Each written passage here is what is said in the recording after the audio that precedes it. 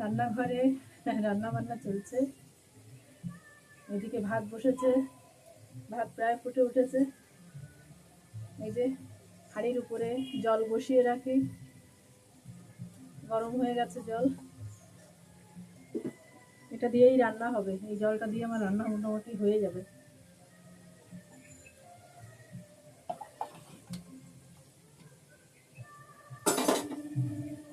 কি রান্না করব দেখাচ্ছি তোমাদের, সাথে থাকো। এই যে বেগুন ভাজবো।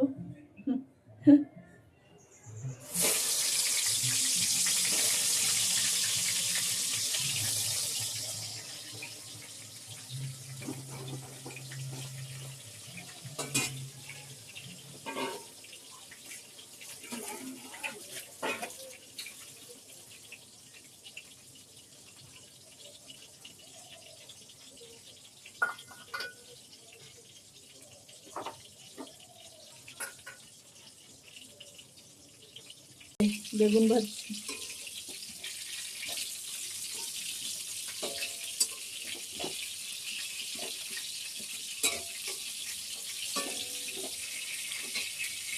এদিকে যে ভাত হচ্ছে।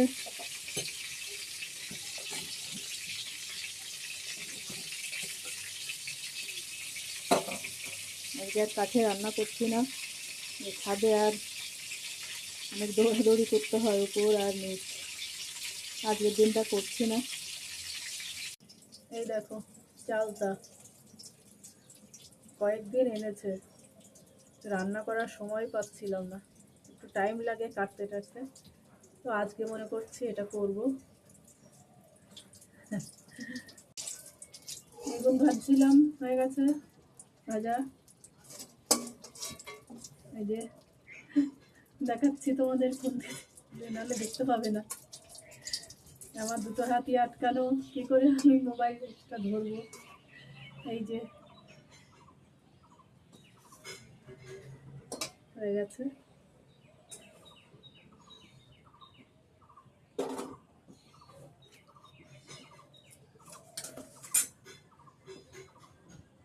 মাছটা রান্না করি, জিরে ফোড়ন দিলাম, পেঁয়াজটা দিয়ে দিই।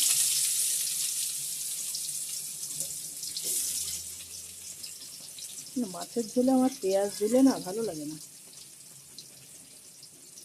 কিন্তু না দিলেও আবার ঝোলটা একদম পাতলা হয়ে থাকে, একটু আমাদের ঝোল করতে হয়,